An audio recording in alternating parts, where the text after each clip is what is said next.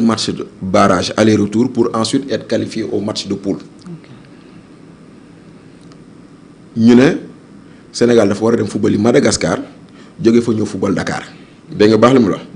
L'essentiel de nos joueurs jouent en Europe donc il fallait leur payer le billet pour ñoom ñiy football Angleterre ñëw France de la France ñu jëlal leen billet ñu dem Antananarivo mooy capitale Madagascar ñu football foofu noonu bu ñu jógee foofu ñu daggalaat leen billet pour ñu ñëw Dakar ñu football ñu daggalaat leen billet ñu ñibbi. ñu gis ni c'est un temps long il y a pas de vol direct. te boo ko defee joueurs yi dañuy sonn parce que dañuy football samedi war a jóge ko Madagascar pour ñu footballaat mardi Dakar ba waa fédération xoolee dañoo gis ni louer avion spécial parce que jamono yi avion présidentiel bi dafa demoon en entretien. louer avion spécial moo gënoon yemb. mais quand ils ont budgétisé plus de 830 millions. mais amuñu ko ñu dem seeti ministre des finances seeti Moustapha Ba jamono yooyu moo nekkoon directeur général des finances mu bindal leen lettre ñu dem waa banque islamique du Sénégal lebal leen 800 millions. ñu dem louer seen avion. prochaine loi de finances ñu régulariser fay banque bi. situation yooyu am na. loolu boo ko dajalee moom ngay dégg ñu naan mooy 4000 milliards de dette boobu ñu naan dette non autorisée par le circuit bancaire. parce que loolu daa mel ni yow Fatou nga génn sa buntu kër ne boutiquier bi al ma junni ma dem te ñëw delloo la ko. waaye d'autres l'appellent opération de trésorerie. kese nag tey jii nga ne boutiquier bi al ma junni ma ñëw delloo la ko. génn nga jox na la junni dem nga ñëw nga delloo ko est-ce que maintenant buy bind say bor da siy dolli junni boobu Fatou Thiam bind. jël la fay nu mu tuddati fayaat ko wala danaan comme fay na ko c'est pas la peine ma ko bi donc c'était une question juste d'écriture comptable. moo tax ma naan la lii amoon ñëpp a ko xamoon du woon dette cachée mais yow boo ko tuddalee dette cachée dafa mel ni nit moo doon def une situation bu mu doon nëbbatu di def ay tappale pour loolu am moo tax man j'ai toujours dit que la dette cachée n'a jamais existé. Maintenant aujourd'hui que le bulletin statistique de la dette est sorti qu'est-ce qu'ils ont fait parce que y a un rapport bu génn boo xam ne dafa intégrer dette état central ak dette intérieur société parapublique boole ko mu nekk loolu mais c'est fini 126% de notre PIB. ok voilà maintenant aujourd'hui on en est 128,6 waaw 128 parce que à un moment donné c'était 132%. mais peut-être ak yu ni muy kiiwee 128,6 waaw 128%. maintenant ñoom nag seen document nag dañ ko def 2019 2024 voilà léegi nag 2024 2025 2026 ñoom lu ñu def anamu.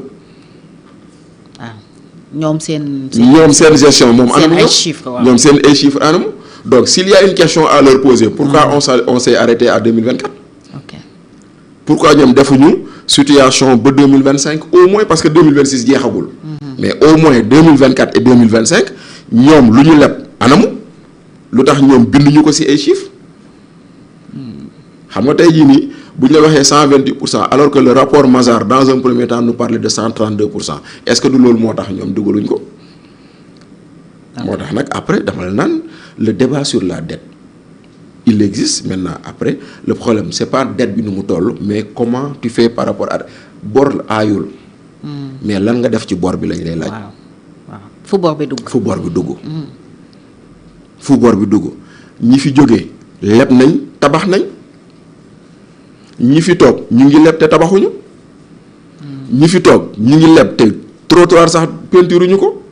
ñi fi toog ñu ngi leb te doo daan sax defaruñ ko. est-ce que lebuñu di fay. waaw pour lan ñuy leb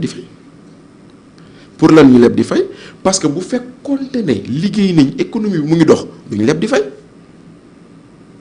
parce que y a des décisions qui ont eu des conséquences fâcheuses sur l'économie du pays. boo xoolee. Adja Fatou Thiam nga ne waaw Fatou Thiam mii day dama arrêté chantier am parce que yow Fatou Thiam nga gis mais da ngay fàtte ni Fatou Thiam dafa dem ci banque leb pour ñëw tabax këram Fatou Thiam dafa fay architecte dafa fay bureau de contrôle dafa fay maçon boobu dafa jël ay manœuvre boobu dafa dem commander ciment dafa commander fer dafa commander gravier te ñàkkul Bachir Fofana mu ngi teg buntu taabalam ci buntu chantier Fatou Thiam bi di fa jaay café di fa jaay beñe di fa jaay leneen ñàkkul Aïda Diop teg na fa benn j'ai une cousine qui s'appelle Aïda Diop ñàkkul Aïda Diop teg na fa benn pension am di jaay nit ñi añ. ñàkkul ma sœur Lucie teg na fa benn kiiwam di jaay ndékki. y a toute une économie autour. Voilà, c'est-à-dire que en bloquant ces chantiers-là, tu bloques tous ces gens-là. Maintenant, l'entrepreneur qui avait gagné le marché, s'il avait 20 employés, c'est 20 employés au chômage. Donc, ku nekk 10 personnes wekku si moom. Ku nekk 10 personnes environ wekku si moom. C'est un peu donc quand tu continues comme ça, tu vois combien ça a été néfaste pour l'économie. Donc ça, mu ngi noonu. Récemment commencé nañ libérer. Oui. Beneen bi, au moment où toi tu bloques le BTP, la dette intérieure tu ne l'as pas payée parce que état sunu réew yi état moo yor économie balaa nga kaa xam rek nga gis ni par exemple sunu Vélingara bee ñu jógee wala Mbadakhoune fee ñu jógee mu am benn chantier boo xam ne état daf ko fay tabax dañuy jël xale yi si koñ dëkk bi foofu noonu def leen ouvrier foofu noonu ku nekk am loo wàccaale yóbbu loolu mënu amatul. Les chantiers étaient bloqués, le BTP était bloqué. Conséquence, l'économie était bloquée. Loolu moo tax au lieu de faire des ressources pour faire face à la dette, pour travailler, tu n'en avais plus. Nga boole si nga taxaw nga ne man réewum tappalekat la y a une dette cachée partenaires yi ne la abal nañ la. ñëwatuñu tant que réglé woo situation boobu noonu. Tu n'as plus de possibilité d'emprunter de l'argent sa économie doxatul. Donc il ne te restait que le marché financier pour emprunter pour faire face à la dette. Donc loolu moo ñu yóbbee lii. moo tax nag malheureusement comme on commence à sortir de cette situation. On espère que ça va continuer. Alors Macky ak Diomaye bu ñu gisantee mun nañu njortu ne dinañu évoquer le sujet. Non mën nañ ko évoquer mais man damaa njort ni man seen communiqué bind nañ ko ba pare. li ñu war a wax. lu ñu war a wax sénégalais yi ok. c'est-à-dire lu ñu war a waxtaanee mën na bëri. mais lu ñu war a wax sénégalais yi loolu waxtaanee nañ ko ba pare.